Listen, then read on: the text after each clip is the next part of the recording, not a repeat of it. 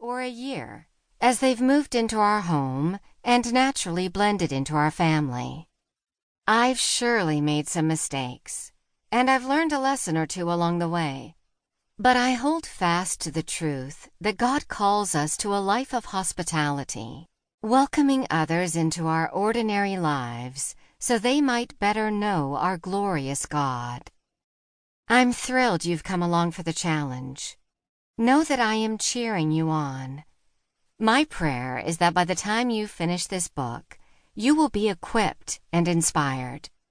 I believe that by taking this challenge, your home and life will transform into a place where the gospel is displayed, drawing others closer to Christ and making a difference for eternity. May God bless you as you open your heart and home to others. Karen. Why welcome? Day 1. Holy leftovers and apple cinnamon tea.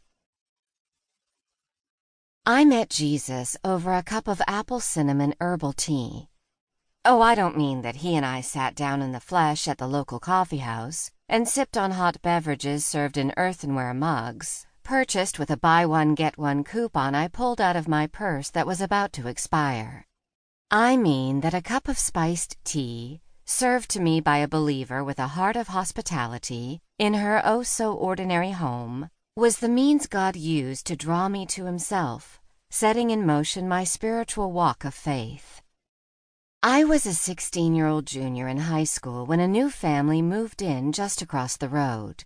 Their white ranch-style house nestled up next to the country church that stood guard over the four-corner Midwestern intersection I called home. The wife was a stay-at-home mom of 2 small children, who also headed up the church's youth group. Her husband was the newly hired preacher. She first noticed me outside in my front yard, tossing a softball up in the air all by myself. Miss Pat made it her mission to get to know me. She invited me to hang out at her home on weekdays when I was finished with my after-school activities. There wasn't a fuss made. No pulling out of all the stops to impress my teenaged self. She simply invited me to pull up a chair and join in the daily happenings of her very commonplace life. She would pour me a steaming hot cup of apple cinnamon tea and offer me a snack, often fashioned from leftovers from her family's supper the evening before. At this house, I felt welcomed and safe. This led to something even more crucial. I felt loved and known. She took time to get to know the real me, not just the public me, an overachiever whose list of accomplishments and activities was the longest in my entire class of nearly 600 students. She instead unearthed the private me, a lonely young woman who was sorely unsure of herself, desperate for attention and affirmation.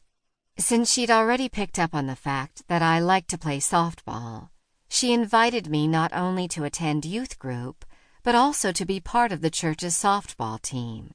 Through her invites, I became instantly connected to this pint-sized church with a humongous heart. Soon I was told the gospel story, how Christ took my place on the cross, paying the penalty for my sin and purchasing my way to heaven. Oh, I had been told the story many times before by my mother, who was a believer. But up until that time, for me, Jesus stayed conveniently closed up in the pages of the Bible that sat upon my shelf, only occasionally coming out in my mind at Christmas and Easter time. Then, after a few months of attending that church, I responded to the Spirit's invitation and placed my trust in Jesus at a youth retreat campfire one September Saturday night.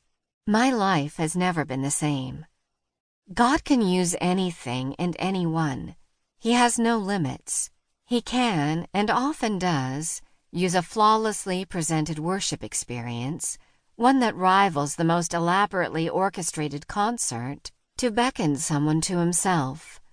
He can reach a lost or weary soul through a television show or radio broadcast. He might pique a person's interest in spiritual matters through the written word on the